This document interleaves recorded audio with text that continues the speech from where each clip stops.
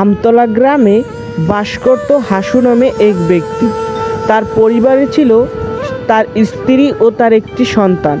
তার সন্তানের নাম ছিল হাসু। তার স্ত্রীকে বলল, তুমি আমার বাবাকে নিয়ে ঘরে থাকো, আমি মাঠ থেকে ঘুরে আসতেছি, তোমরা থাকো, আমি যাচ্ছি। তবে হাসু তার স্ত্রীকে বলল, তুমি থাকো, আমি আসতেছি মাঠ থেকে, দেখি ফসলের কি অবস্থা, তোমরা দুজনে বাসায় থাকো, আমি যাচ্ছি।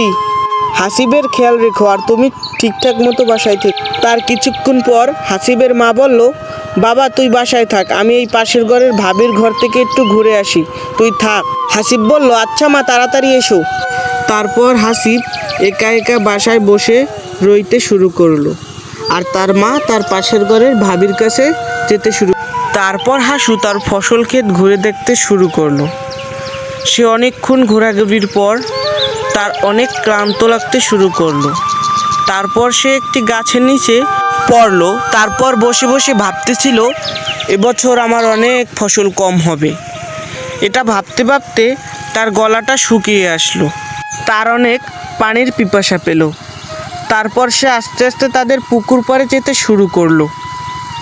যেতে যেতে ভাবতেছিল, এখন আল্লাহ যদি ফসল কম দেয় তো আমার কিছু করার নেই। সে এটা বলতে বলতে হঠাৎ করে পুকুর পাড়ে পৌঁছে গেল আর আস্তে আস্তে হাঁটতে শুরু করলো, পুকুরের পাড়ে যেতে শুরু করলো।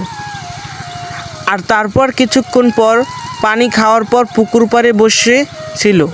তারপর সে বলতেছিল যে, ইস, আমার আজকে বাসায় নেবার মতো কিছু নেই, যদি একটা মাছ পেতাম, দেখতাম ভেসে উঠছে পুকুরে।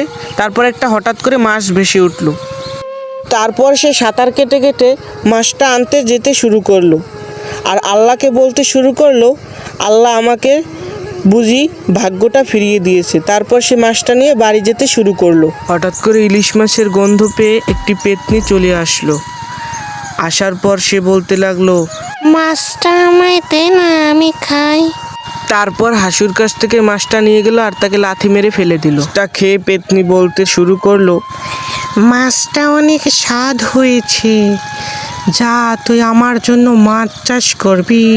আচ্ছা, আমি আপনার জন্য আমার পুকুরে মাছ চাষ করব, ইলিশ মাছই চাষ করব আপনার জন্য, তবে আমাকে কিছু বলেন না। তারপর পেতনি চলে যেতে শুরু করলো আর হাসু পিছন থেকে বলল, আপনার জন্য মাছ চাষ করলে আমার লাভ কি? পেতনি বলল, কে দিব, কিছু দিব।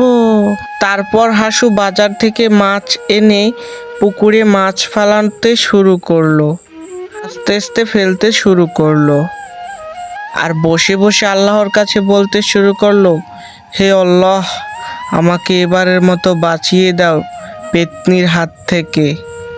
কিছুক্ষণ পর অনেক মাছ দেখতে পেল হাসু পুকুরে। অনেক খুশি সে। তার খুশি দেখে খুশিতে লাফাতে শুরু করলো। ইতিমধ্যে পেতনি উড়তে উড়তে এসে পড়লো।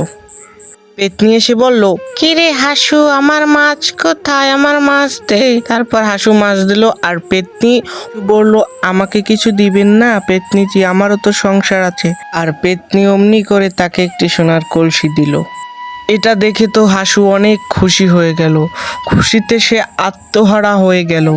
সে খুশিতে লাফাতে শুরু করলো, লাফাচ্ছে আর বলছে, পেতনির জয়। তারপর হাসু সোনার কলসিটি নিয়ে আস্তে আস্তে বাড়ি যেতে শুরু করলো। যাচ্ছে আর গান গাচ্ছে সে। তার তো কত আনন্দ। তার আনন্দ দেখে তাকে পেতনি এসে স্বয়ং তাকে সোনার কলসি গিফট করেছে। আর এটা গিয়ে বাড়ির সকলকে দেখালো। তার স্ত্রী ও তার সন্তান তো খুশিতে আত্মহারা হয়ে গেল। তারপর তাদের জীবন অনেক সুখে শান্তিতে কাটতে শুরু করলো। এই ছিল ভিডিওটা, এই পর্যন্তই। ভিডিওটা ভালো লাগলে আমাকে সবাই সাপোর্ট করবেন। Thank you for watching my videos.